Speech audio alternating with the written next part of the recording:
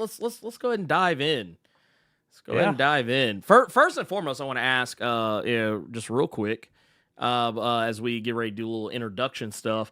Man, Chris, how are you doing? Doing good.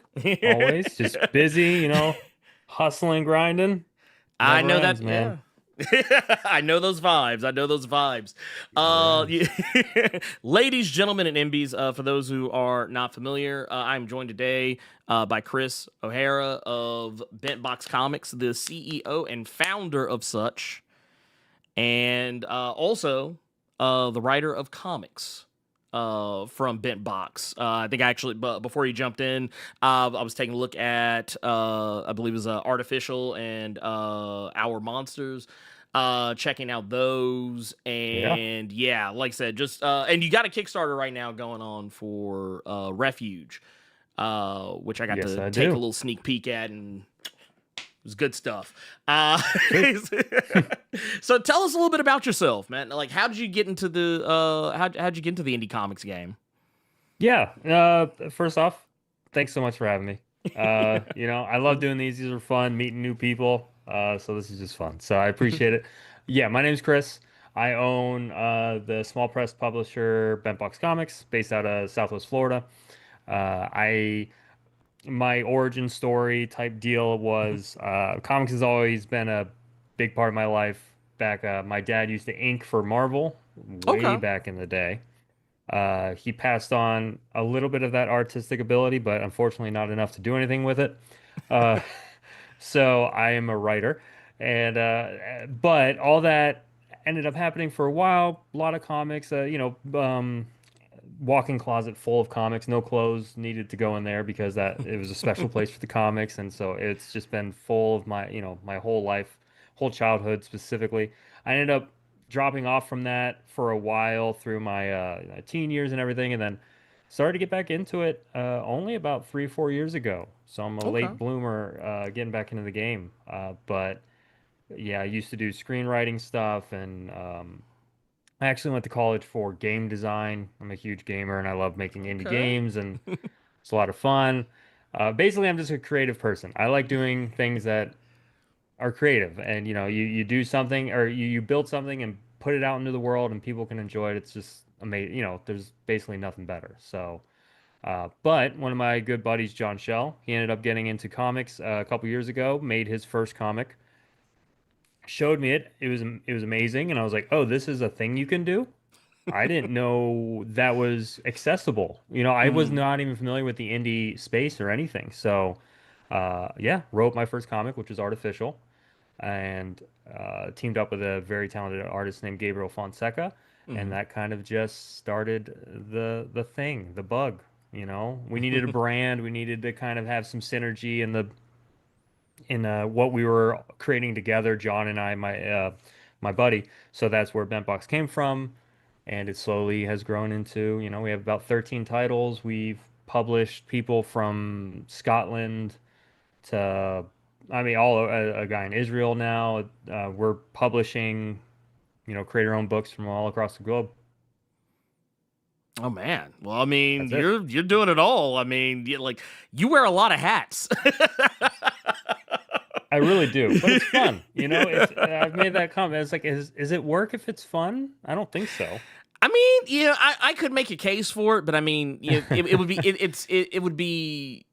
y- I always kind of look at it as I what I do what I love. I love talking about comics, so it's rarely work, but every once in a Right. while, it can be depending on the situation. Oh yeah. But I think that I don't think that's a bad thing. Sometimes it makes you appreciate it more because you'd be like, hey, I do this. This is what I do. Yeah.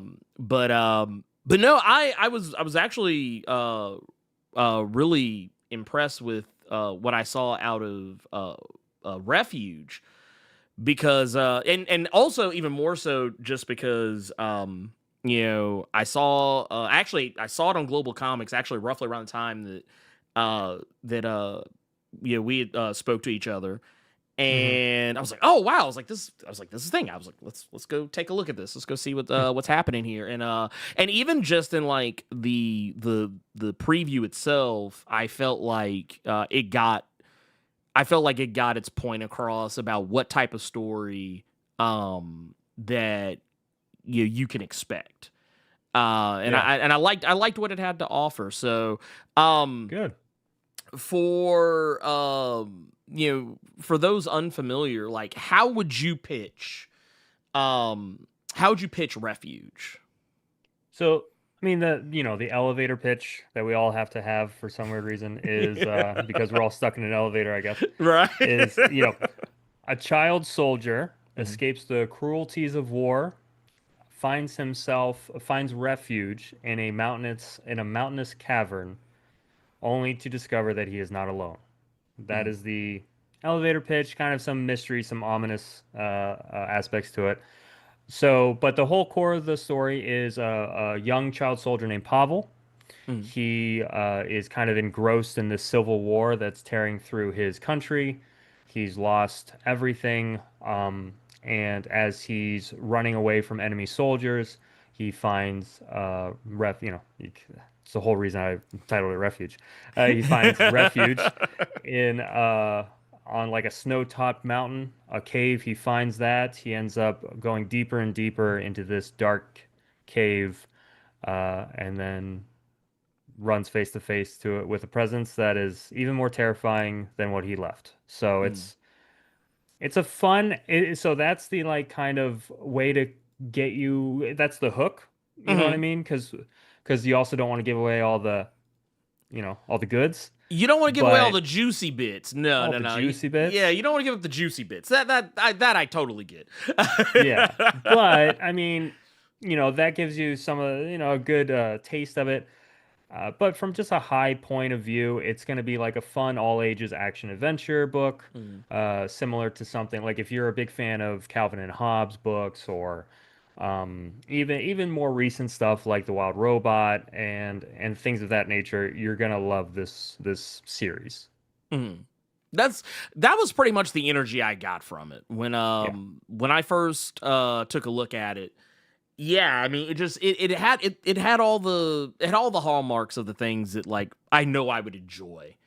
Yeah. Yeah, and I also could immediately tell I was like, this is gonna be one of those that I'm gonna get emotionally gut punched. I have A 10. I get the impression that I'm You gonna take know. some emotional gut punches here. Yeah, potentially. I mean, we've been known. So BentBox, as much as I don't know if it's good or bad, but as much as Mhm. I can say, I feel like the 99% of our stories, I'm going to be working on like a silly, fun, stupid book at some point, I swear. But until then, 99% of our stories have some kind of like deep meaning with some pretty dark themes, Mhm. and they get heavy pretty quick. So, Yeah. but that's just kind of, I'm a real jovial, jolly person. So like my darkness has to come out on the page. So I'm sorry to everybody.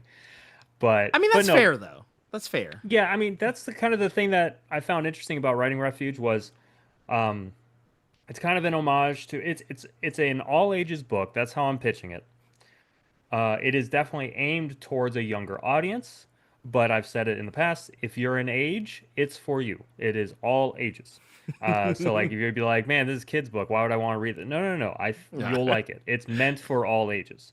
But it harkens back to that old school way of like, in Disney movies back in the day, someone had to die. That was just like they were in the Yeah. writer's room and they're like, throwing a dart at a board is like, that person dies. Sweet, that'll start the movie.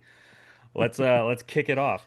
So, it's trying to fit some pretty, not I guess dark, but pretty heavy and adult themes in a way that would be palatable for a child or a parent Mhm. or someone to go through, because it does deal with war. It deals with like PTSD even, but from the aspect of a child. So it's kind of like that was an interesting thing to navigate and investigate. But all while being truly just a fun action adventure. It's supposed to be kind of whimsical and Mhm. out of this world and fantastical and all the little, adverbs and adnouns and whatever I could put in there, all of the descriptors you could throw at it. It's going to be Yeah. that. But it'll be fun for sure.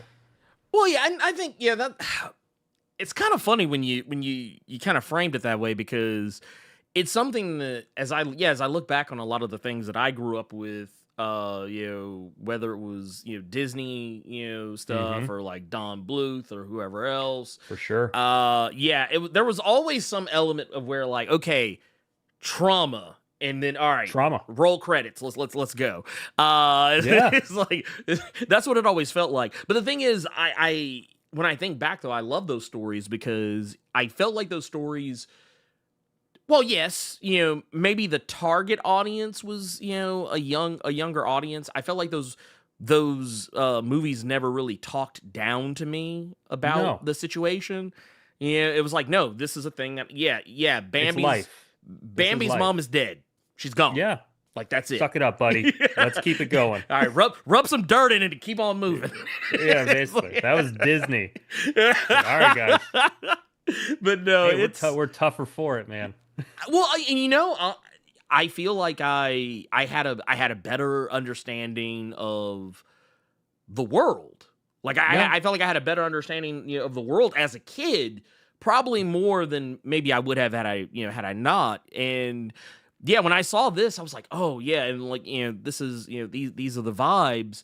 Um, when you're writing a story like this, like something that is, kind of, as you said, like, it's something that's pretty much for everybody, but like, you are, kind of trying to tell something that is gonna have that child's perspective, but also it's not gonna be talking down. Like, was it like how difficult was that for you to do, to like have that in mind? Like, did it make your job more difficult to tell the story, or did the story just still tell itself?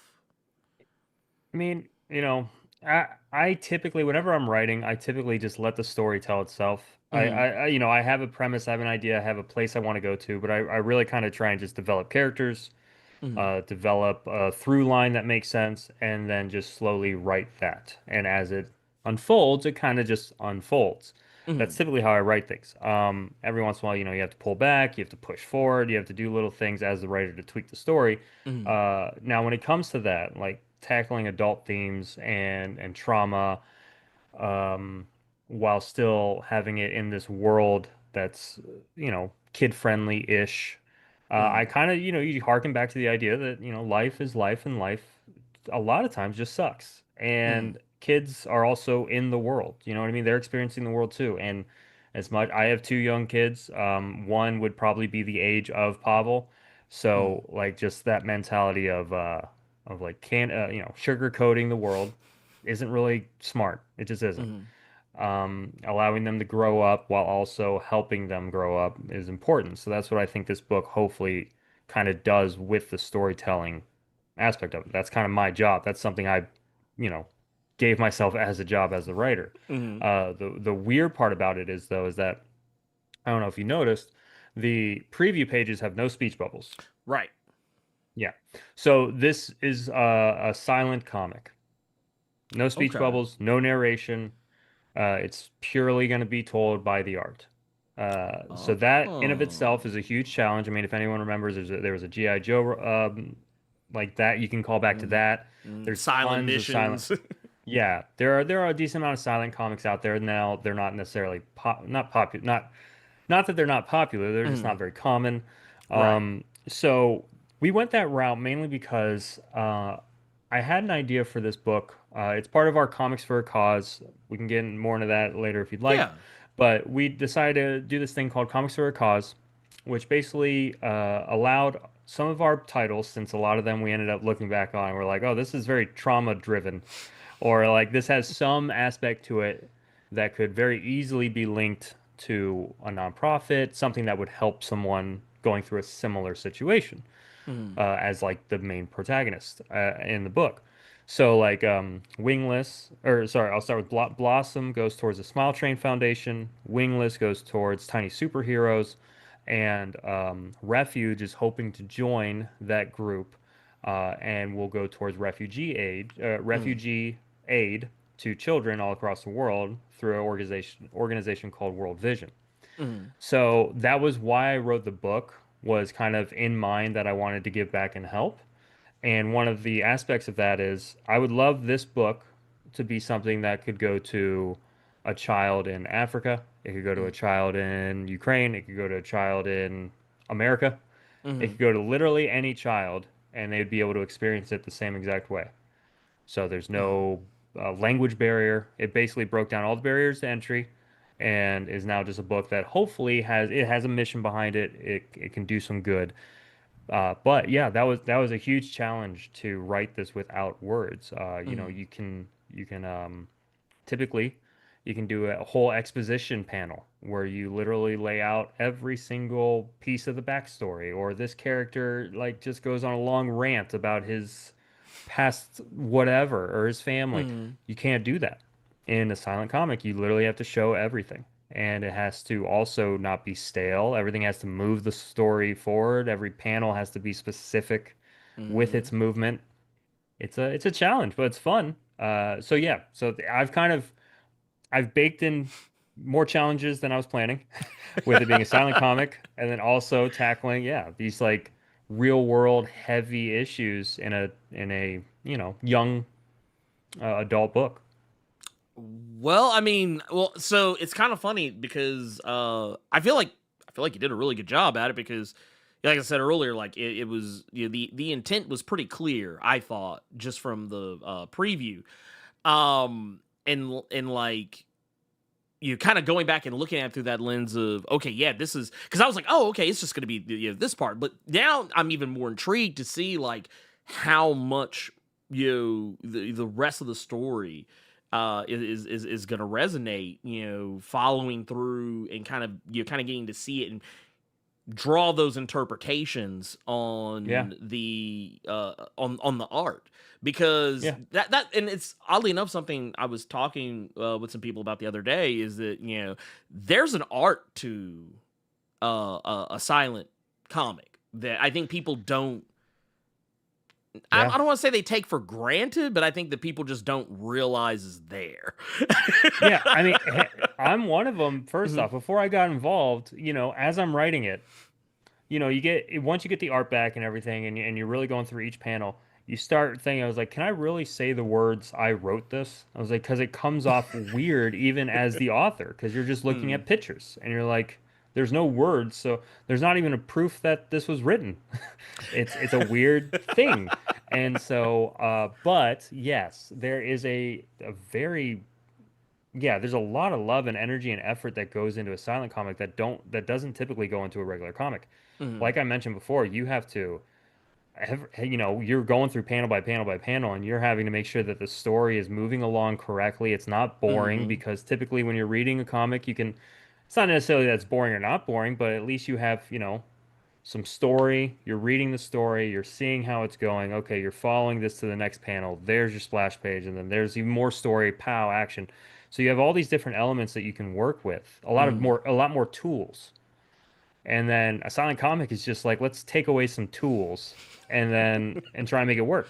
Yeah. So it's a challenge, but I think it's been a lot of fun. I think the purpose behind it comes through, and I'm hopeful that it has the effect and impact that I'm planning for it to have. Yeah, but yeah, there's Well, definitely an art, or like a specific mental shift you have to get into whenever you're writing it, for sure. well, even just you saying that you want to kind of remove that language barrier, I think that's also a really awesome thing too, because yeah, like now as I imagine it, yeah, anybody could pick this up and be able to follow along in the story. So I think yeah, I like honestly that makes it even like it raises the interest factor for me even more. Um, Good. but um, but yeah, like let me ask you this because you did kind of mention earlier that that's kind of the staple of bent boxes, like telling stories that kind of have that like I don't want to overuse the word trauma, but just like that these are stories that they're not like all puppy dogs and sunshine and rainbows and everybody's happy and Yeah. everybody's just dancing and having a good old time. Like I'll just put it like that because I Yeah. went back and read through some of the other issues that y'all have put out, and I was like, man, I was like, this is kind of heavy. Yeah. I was like, I have to sit this down just for a moment. I was like, oh man, I wasn't expecting that. But it was never like in a bad way. It was just kind of like, Yeah. it was like, oh wow. I was like, okay, all right. This is the kind of story we're in. Okay, cool. Let's go. Yeah. But when when when you talk about like the the you talk about like comics as a medium and telling stories, when you're like when you're trying to like tell a story and like that like the subject matter itself, there will be like those people who they'll probably be perfectly fine with it, like myself, just kind of go like, oh yeah, it's whatever, okay, cool, let's keep on going. But Yeah. like with like do you like how do you tackle like what's the red line for like a story like that? Like do you ever like do you ever like as you're setting down to like tell the story, do you ever like lay out any like hard red lines? So you're like, okay, this is the line we don't cross, No, I haven't or done that yet. I just haven't done that yet.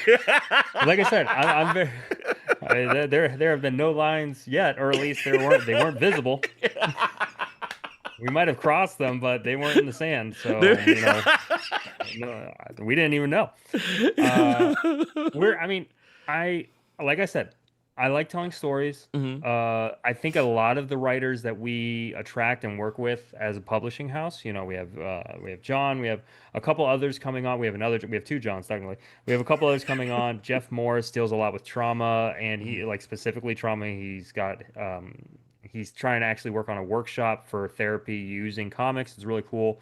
Okay. Using a book that he published under us called True Believer. So I mean, yeah, everything's semi-heavy. I mean, we all live in this world. Like, I don't know. If you get to the end of a comic and you were not moved to feel something, it doesn't necessarily Mhm. need to be heavy, but it needs to be Right. something. If you laughed at this page or panel or this conversation, and now at the end you can recall that and go, that was pretty funny. That's something. Now, if you can also at the same time at the end of a page or panel or comic have an anguish involved of like, man, that was heavy. And Mm. woo, I need to go watch like, a princess movie or something. If you have that, like that's the same side of side of the Mm. coin. Like we Mm. need that. And Yes. so I don't know necessarily if there is a line. I don't know. I haven't Mm. found it yet. So we'll see. I'm sure there are. I'm sure there are. Now there are lines for different people, and to Yeah. them, I would just say maybe read a different book. Yeah. I mean, it's as simple as that. Maybe read a Mm. different book. I mean, I have a story right now that I'm planning that so this one's kind of, I want to focus on refuge, Mhm. but just to give you the Yeah. Yeah. idea of have I ever struggled with that technically on this one I have because it's called Sam and Friends Magical Treehouse. I'm giving away a Okay. bunch of spoilers. If someone ends up making it before I do, I don't really care. But it's called Sam and Friends Magical Treehouse, and it's literally about I found an article online about people with disassociation and Mm. how heavy and hard it is to break for someone in like trafficking situations.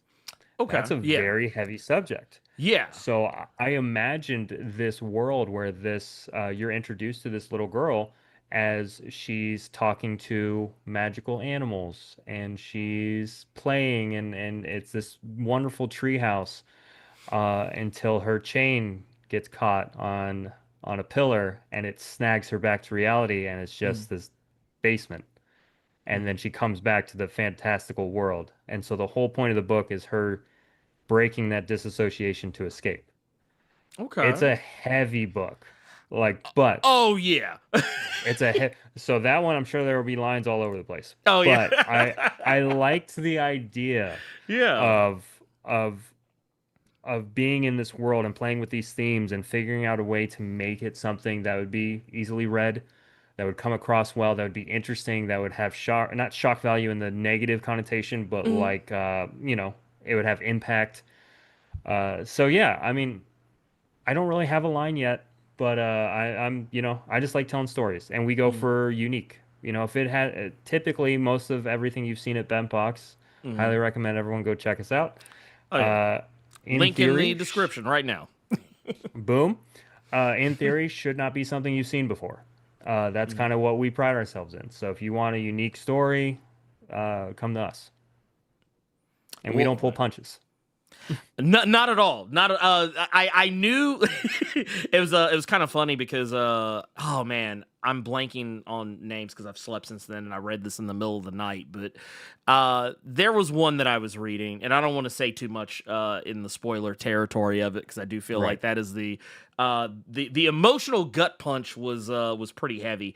But I'll just say this. I was when I opened it up in Global Comics, which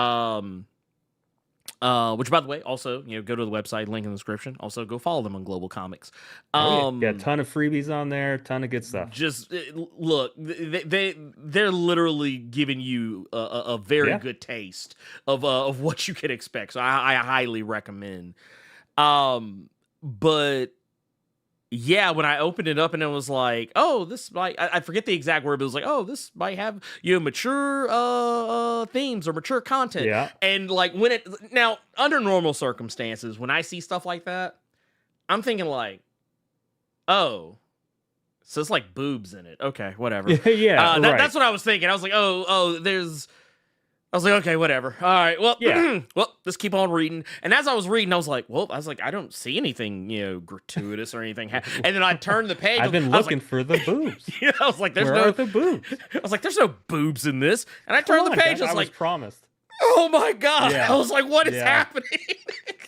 It was not Oh, yeah. boobs. It was it was That was death. not the face of a guy who's seen boobs. That was the guy who's seen death.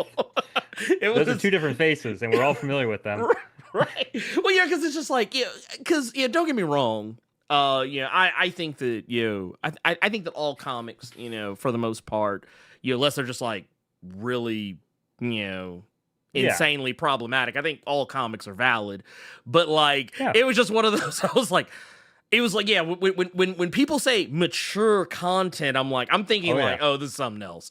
Yeah. Typically, yeah, mature for some weird reason means sexual, typically. yeah. And then I've had that happen. I've had the same thing where I'm reading something or it would be really funny if it was the same book because I very much remember it was something I was reading and the first the first page is just a trigger warning basically, and I'm reading it and I'm like, okay, we'll see. We'll see about that. We'll see. Like, let's see if you, warrant this warning. And then I want to say I got to a point. I was like, okay, fair enough, got it. I'll- You know, I'll just say I remember it now. It was Worlds Forgotten. That was the book that oh well, that's our book. yeah. No, it was Jaws. It was Oh. like, yeah, I was when I was reading, I was forgot. like, John did put that in there. I forgot. yeah. About that. It was, well, like I said, when I was like, okay, because full disclosure, the cover didn't have anything on that would have, like, there was no reason I honestly should have even thought that that's why it said mature, but I was like, yeah, you never know. Right. but, Yeah. but that's just what I've been so used to. But no, it was a story that I was like, oh wow, I was like, this is like Yeah. we're off to the races. It is starting out letting you know what it is, where it's going, and it was not like wasn't like meandering or pontificating Yeah. about what the premise was. It's like, no, this is the premise. We're off to the races. Let's go. Are you Yeah. coming with me? And Yeah. I was like, John's good at that, man. He same thing with Wingless and like Worlds Forgotten. It's basically it's similar in the idea of okay, it's a issue 2 really opens up into this like wild, fun goose chase type thing and portals, and it definitely turns a more sillier note, but it's still wrapped in this world of mature content and Yeah. not in the boob way. right. So like you're going, it's definitely for readers to experience like, that death face you just made. Right. It was like, but like I said, it was a great story. Highly, like I said, I highly recommend. That's probably our Um, most popular one is Worlds Forgotten. Yeah, I love Worlds Forgotten for sure. well, I was gonna say, well, look, just go read them all, y'all. Just go read them all. It's You'll free. you'll It's free on Global Comics. Go get it. yeah. Like I said, it's like I'm literally like opening the door for y'all. I literally put links down there for all this stuff. So just go through the door. Please and That's all thank you you. got to do. Yeah. But now I guess with you obviously making comics is, I would imagine, fun. As Oh a yeah.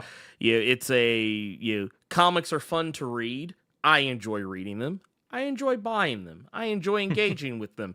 Um and have even dabbled in making them myself, but I wanted to ask you, when you got into making comics yourself, Yeah. and I know you said like there was kind of this surprise at the accessibility of being able to make a comic. As you've clearly gotten some comics under your belt, you've done your fair share now of comics, and and still are. Like, are there any things that, like, when you started off, that whether it was like misconceptions, or whether it was things that like you didn't know then but you know now, are there any things, Yeah. like, if you could go back and be like, all right, look, this is, let me go back in time, let me go back to a younger me and be like, hey, all Yeah. right, do this, don't do this, do this, or hey, you did this really well, keep doing, like, what would you say to yourself just a few years ago? That's a good question. I mean, so the very, very non-sexy answer is that the thing I wish I knew were all the very specific details of like page size, specific Hmm. page count. Oh, that's the non-sexy answer of like, okay, we got to the end Yeah. of making Artificial One and we realized that the artist had it set to a slightly different page size than the standard comic size. So now we had Mhm. to resize everything. So anyway, I mean, other that's than good that, stuff to know. oh, that's very good. Hey, trust me, haven't made that mistake since. So, you screw up once and you'll learn. Yeah. So, yeah, that's the funny stuff is like where I just tell the guy, "Hey, make the art, man." And he makes the art. I'm like, "That looks good. Let's go to print." And the printer's like, "Dude, this isn't the right size." I'm like, "Crap." Uh, And it was that was like my first book. I B4 didn't know. versus A4 or something Yeah, like that. I don't, CMYK colors, RGB, that's good for printing, that's good for web. I'm like, what are you guys talking about? Now, I've actually, I have a local printer named Comic Impressions. Shout out to them if anyone's familiar with them. They do a lot of indie printing. I literally went down, they're 45 minutes from my house. So I drove down, I Mhm. asked for an overview of the operation. I'm no one who should be getting that in theory. But I was just like, hey, I'm a publisher. I'm looking to be printing a lot of books. I'm bringing on a lot of content, a lot of talent, a lot of creators, a lot of different stories. I might be running a lot of books through here. So he showed me the machines. He showed me them printing like right in front of me. He was telling me why this is CMYK and why the RGB is over here, and then you see this color bleed right here. And then he even had me look through the little their color spectrum thingy, whatever. Mhm. It was wild. So I learned so much stuff. But I mean, that was one of those things where I was like, this is quite literally just an investment in my future of making comics. I fully understand the print process. I understand the page size, the page count, all that stuff. So that was a lot of fun. Mhm. That's the stuff that I wish I would have known, but it was quite literally just a, you know, growing pain of creating comics, of just learning Mhm. that. Other than that, and I by no means think I've made it or I'm the best comic book maker ever, by no means. That said, I'm very happy with Artificial One. I don't think there's any aspect of it that I would change. And that's Mhm. my first comic I've ever made. Typically, your first comic, you go back, you're like, man, I really struggled on this page, or this Mhm. pacing wasn't right, or I dragged this for way too long. I Mhm. love Artificial One. I think it's fine. Artificial Two, I love. Mhm. But then again, I think it was truly I had a very clear vision for those two books. I knew exactly what I wanted to do with them, and so then I just did that. Um, Mhm. so from here on out, I think I might run into those because I'm really diving into just uh, you know, idea creation machine over here. I have a Google Doc filled with ideas. Mhm. Refuge was one of them. I just really wanted to dive into it. I have a bunch of silly stuff coming up that I want to work on and play with. I have some really mature stuff I want to play with. And those are the ones where I'm much less confident about like how I'm going to be able to handle it in comparison to artificial, just because I had a very pure vision about it. Mhm. So we'll see. But no, I mean, I love making comics. It's a lot of fun. I used to do screenplay writing. I've done that in the past. I find it very similar. In fact, I'm sure if you looked at my script for any one of my comics, a traditional comic book writer would go like, "What are you even doing?" He would call me an idiot or an amateur, I'm sure. But like almost all my scripts are written in like camera angles. It's all very like Mhm. cinematic. It's all pulled back. It's all three-quarters view. It's all just because that's how I'm familiar. And Mhm. plus, I mean, the panel is quite literally just a camera frame in theory. It's a picture frame. Right. Well, So that's how I write all my yeah. books. I actually think there's merit in that because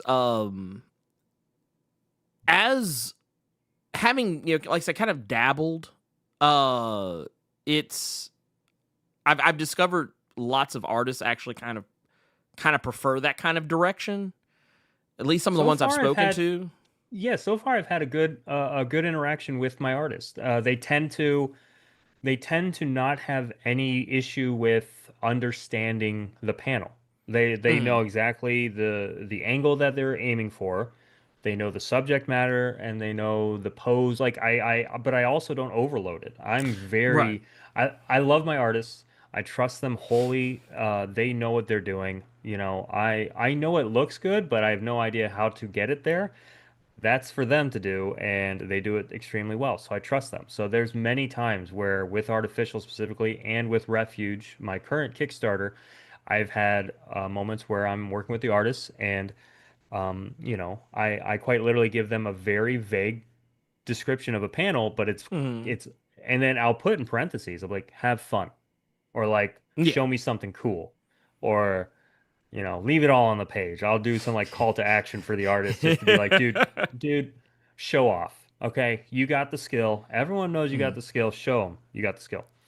And I'll just do that on a page. And maybe some people call it lazy or anything, but it's because I know that they might have a better understanding of how this panel could impact it, the flow or anything. Mhm. And I honestly just want to see something outside of what I had planned, Mhm. mainly to make sure that we're having a more collaborative, effort.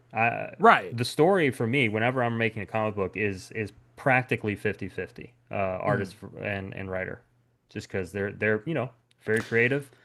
They understand, and and they also really appreciate it when you show them that you trust them. Not like, hey, bro, did you even read the script? This isn't what it said on the script, which I'm sure Right. you'll get people like that. Mhm. I'm more like, dude, whatever you did is awesome. Throw my Mhm. panel out. That was stupid. Yours is awesome. Let's keep it rolling. So like that's typically how it goes.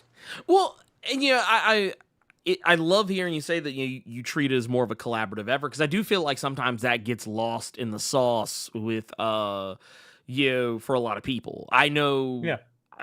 even people I know who are like super duper mega ultra aware of the nature of how comics are made sometimes forget that the artist does more than just you know make the picture happen. Yeah. It's a lot of times and I think really should be like most of, if not all the time, it should be and like as you said, the artist kind of bringing their Yeah. perspective into it. And I imagine with this type of story with Refuge, it being a silent comic, like you have to, I have to like lean on him. You know what I mean? It's mhm, quite literally that. And I make sure, and the funny thing, so my artist for Refuge is a gentleman named Lucas Jensen. mhm, He's a young, I think he's 24 from Brazil. mhm, Really talented kid. I think this is his first comic he's ever done. I love working with first time artists, not mhm, necessarily for time, he's got the skill, the talent. I mean, if you mhm. go look at the preview pages, you can Oh tell yeah. he's capturing the vibe. He understands the assignment, but he's still getting his feet wet and he's doing this sequential work for the first time with me very collaboratively. Mhm. But yeah, I fully trust him, and he knows what he's doing, and he's all in, which has been such a joy to work with. Um, yeah, and the even funnier part is he doesn't speak a lick of English, Oh, so right. so the communication has been interesting to say the least. But yeah, he has his girlfriend. We go on Mhm. Discord calls. He has his girlfriend next to him. She helps translate. They talk back and forth, and then I answer and stuff like that. And I've worked with so many Brazilian artists. Gabriel Fonseca with Artificial is from Brazil. That Mhm. I've started learning. Wear another hat because I don't have more enough to do. I started learning Portuguese just because I thought Oh. it'd be fun. It would help me. I work with so many Brazilian artists, and they're Mm. just phenomenal creators. Like there's something in the water in Brazil. I don't know what it is, but I would not mind taking a swig. Man, hey, So if it's talent, yeah, if it's talent juice, it's I talent juice down mean, there, man. It's I nuts. look, I So bottle it up. yeah, let's take a trip to Brazil, man. Right. Rio de Janeiro. Let's go.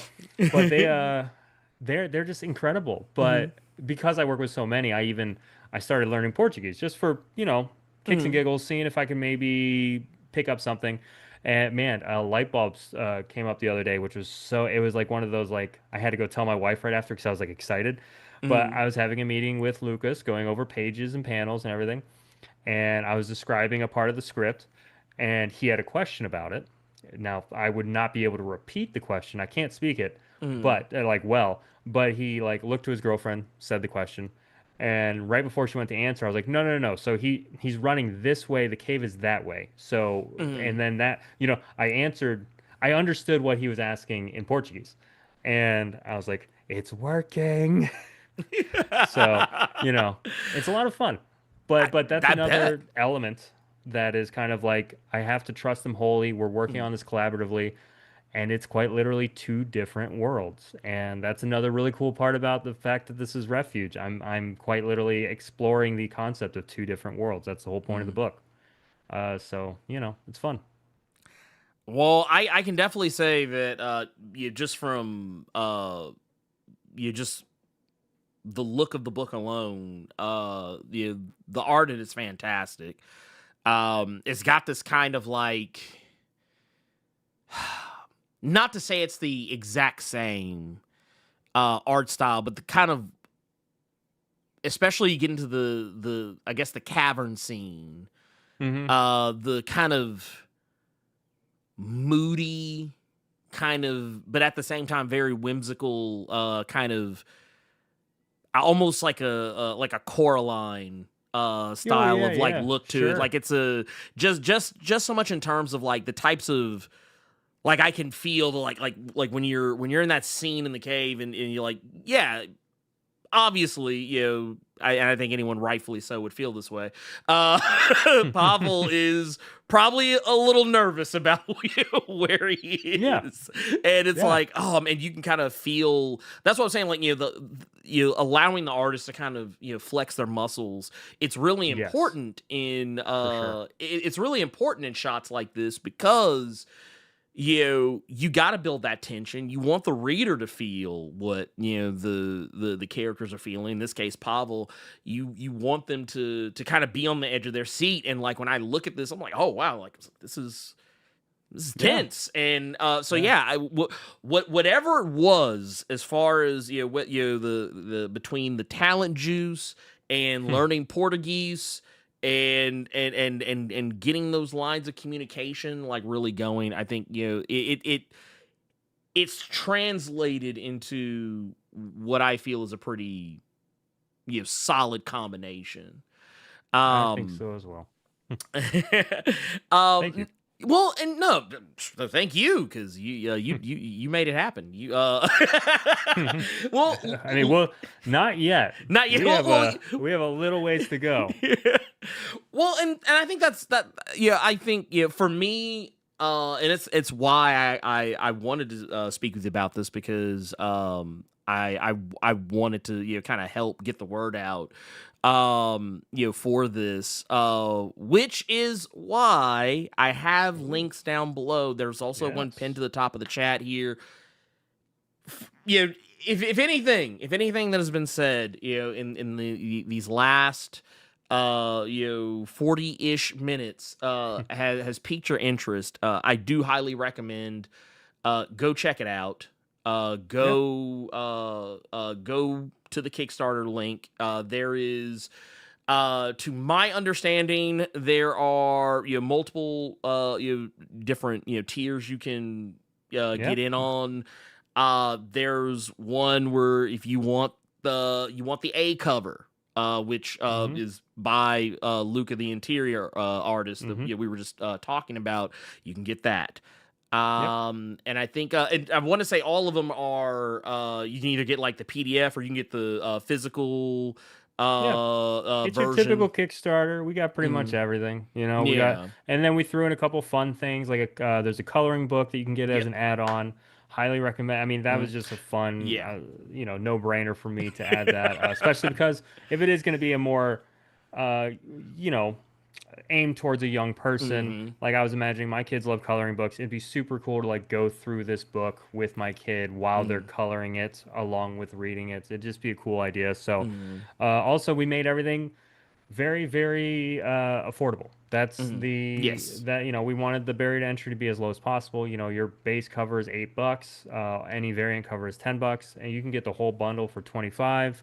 That's what I did. You know, there you go. I appreciate it.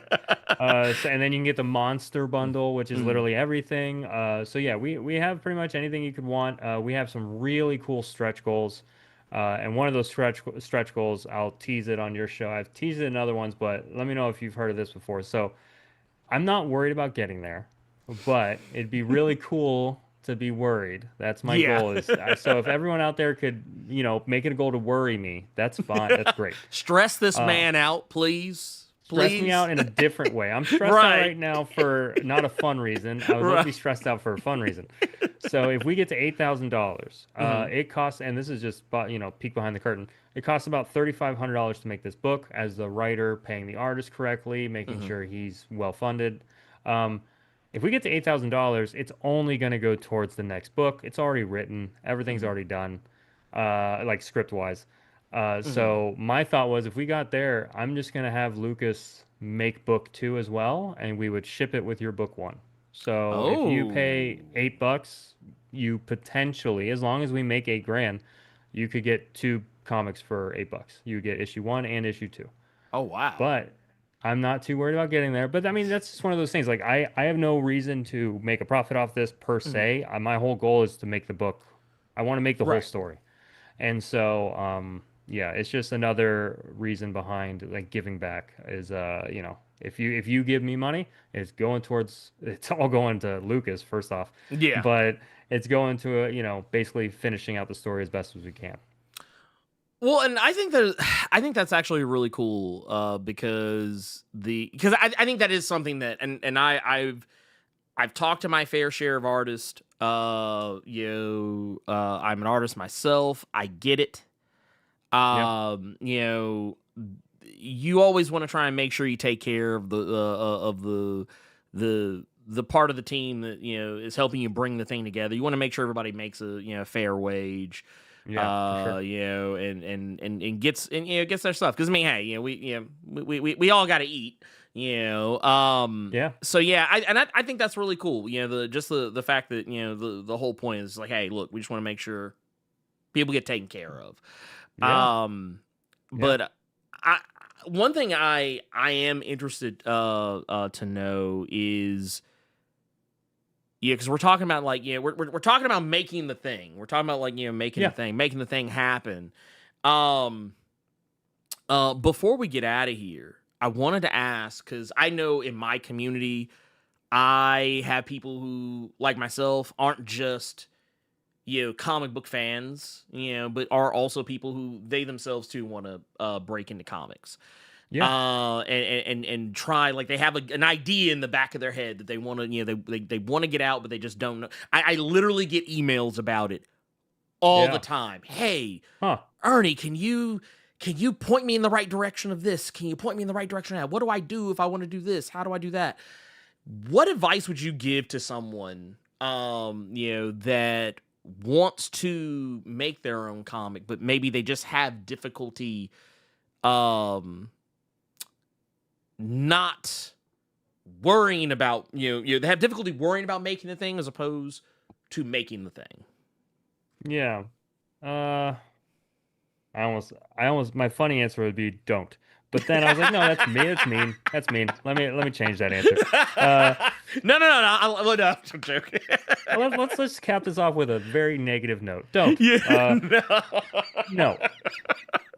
So I don't know. So I'm notorious for not worrying about things, and Mhm. right now that's coming from a person who's very, very behind on funding Refuge, and that's just being completely honest. I would love Mhm. some help, so please Mhm. feel free to go and support this book. It'd be helpful, and it would also make me less stressed because that's what you guys are here for, right? You want me less stressed.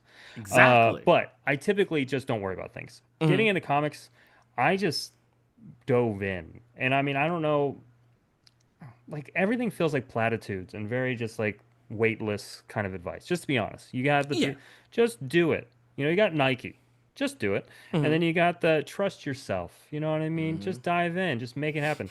All of those are 100% semi legit. Like Yeah. it really is just freaking doing it. It's just sitting down. If you're a writer, write. Write as much as you can. I highly recommend studying comics. Studying is huge when and that not necessarily just comics. Like the reason why I like screenplays. Screenplays are a fun thing to study because screenplays dive into the concepts of stage presence and kind of imagining your book as a play or a motion picture or something like that might actually help you mentally chart out how it should look because it is quite literally the closest thing to like a visual medium is a movie. So that's helpful. Doing a lot of studying is huge. Just writing is huge. If you're an artist, just draw, but obviously Mhm. study. Try and set yourself apart when it comes to your style. That's honestly what really, I'm attracted almost, I don't think, so we have two books that are done by the same artist. They Mhm. still don't look, they barely look like they're done by the same artist, but it's Okay. because we love unique styles. We love, we rarely, you'll probably never see a traditional looking comic from BentBox, like your traditional two, like the DC or Marvel superhero looking comic. Mhm. Um, we just are very attracted to art. So, especially ones that we haven't seen before. So, establishing a style is super important before you get involved in a book as the artist. I mean, there's the thing. There's tons of things. Obviously, just start is a huge part of it. Mhm. You won't know until you try. It's okay to fail. It's notorious that like your first script is gonna blow. Yep. You just got to get over it. Stuff like that. Like we That's what can't be first afraid to drafts are fail. for. Yeah, that's why you see a D1 at the end of your script. A D1 is fine. And then Mhm. once you get to D 305, you're like, all right, we're getting somewhere, you know? So that's how it works. Mhm. But yeah, we can't be afraid to fail. You got to be able to screw up. Don't worry what other people think. I don't care what anyone thinks. So except for when they're saying really good things about me, in which case, Arnie, I keep it up. I'm really interested in what you think. But just get started. Just get into it. And I'm honestly, I love talking shop. I literally sat on a Discord call Saturday for about Mhm. an hour and a half with a guy who's an aspiring writer, and he was just asking questions. He was just like, "Hey man, I love BentBox. It's so cool. I'm looking to be a writer. I don't really know what I'm doing though. Do you have a minute?" I was like, "Yeah." I sat for like an hour and a half, just chatted about his story, Mhm. chatted about his background, kind of gave him some advice. Yeah, I love helping people as best as I can. So if you have questions, Ernie, his inbox is probably pretty full. He's got many more followers than BentBox does. Feel free to feel free to follow us, and I'll answer. I'll answer. I'll sit on a Discord call with you. So Well, I was gonna say I have links to all of BentBox's socials to my understanding. yeah, we're The pretty much everywhere. Yeah, I think I got all. Pretty much. I'm positive I got all of them, but in the event that I did miss any, If you go to the website, they are all on there as well, just in case. Website is also linked below. Before we go, I have a Oh, question. yes. Would you mind if I offer a free gift to your viewers? Oh, sure. Go ahead. Okay. And I can show it off if you want, but I Hmm. typically only do it for live streams Hmm. or anything like that. But if you go back I almost said artifice, gosh, you had me talking about the other one. If you go back refuge, which is the one that really needs help, Hmm. uh, either during the stream or any time in the future, especially if you're able to watch this, there's a little comment section. If you back it, a physical tier, and you let's see, let's comment Blerd. Hmm. That sound good? That'll I help like me it. make sure I know where you're coming from, that you're one of the cool cats, and I know where you are. If you do that, I'll throw in a free exclusive poster to your physical tier, so you'll get the book and a free poster, and it's a poster that is not available on the website. I would love to show it, but that's up to you. Oh, yeah, sure, please. All right, I got it Yeah. right here. It's almost Here. like I had this planned. There you It's go. almost like I know what I'm doing. What? What do you There you mean? go. Here we go. Yeah. And bam, there we are. All right. And here, I let's see. appreciate that. No problem. All right. Let me know if you can And see it. here we go. Oh, okay. Yeah. I like here. And actually here, let me do I'm gonna bring this over because I want them to be able to see Yeah. this whole here. I'm gonna push this up here. Look at that, y'all. Check that out. There you go. So if you go and back Refuge, any physical tier, and then Mhm. as soon as you get done backing, you make sure to go to the comment section, which is at the top. It's like a little tab area. You can comment on the page or on the campaign. Just make sure to type in Blerd. There you That way go. I know where you came from, and you'll get this bad boy by the interior artist with your physical tier. That's just a special thank you for having me on, you know, Dude, yeah, no, anytime. Like I said, that's well, just for you guys. for one, thank you. Of course. For And one, that thank goes for you for you doing too. them. You already backed it. Go ahead, make Yeah, sure you comment. That way I can I'll get you one. I will do that. I was about to say, yeah, because I think I did the I was a maniac and went and did the all three covers Yeah, yeah. and I wanted the color for the same reason you were talking about the coloring book, because I have a actually 9 going on 10-year-old who like is kind of Sweet. discovered their love for wanting to use all kinds of like crazy like color pencils, alcohol markers, and stuff. Oh So yeah. yeah, Well, like then it would be awesome for him. yeah, we're just gonna go ahead and cultivate that and For sure. nourish it Yeah. and hopefully they I think they'll enjoy. But yeah, I just want to say for one, just shout out to everything that you're doing, and I know especially for myself, there's a lot of people in my audience, we love to see stuff like this. We love to see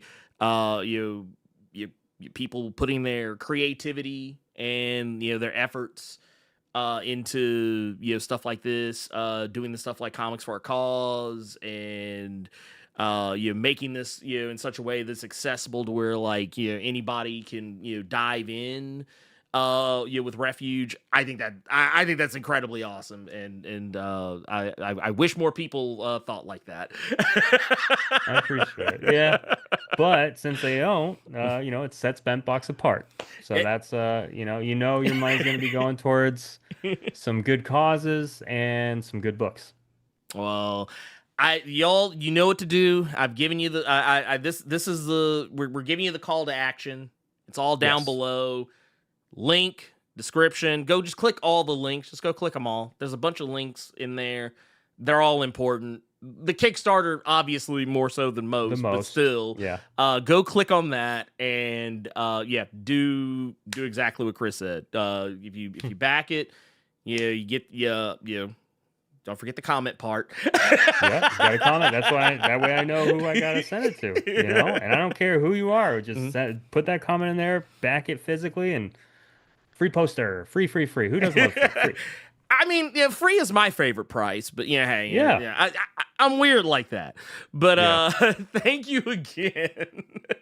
Thank you again so much for taking the time to do this and just being awesome and obviously making awesome things. And I look forward to I'm looking forward to you having the fun kind of stress that Me too. that you were expecting. And I guess and if you obviously, if you ever have anything else you ever want to promote, you always more than welcome here on my platform. I appreciate it, man. Oh, we're busy, man. We got be careful what you wish for. Don't, careful. We're busy. I got like 6 books coming this year. Yeah. Hey, BentBox is. Oh my god, man. dude. Yeah. Maybe Y'all that's aren't the playing. goal. No, we're not playing. We're a legit indie publisher, and so we're coming at you. But we need your support. Call to action. There you go. Hey, y'all know what to do. So thank you so much. And everyone, like I said, go do the thing. I will see you all next time. Actually, I'll be back tomorrow. But make sure subscribe, like, do all that weird YouTube stuff that people always tell you to do, but you probably forget about. And we'll see y'all next time. We're out of here, and good night.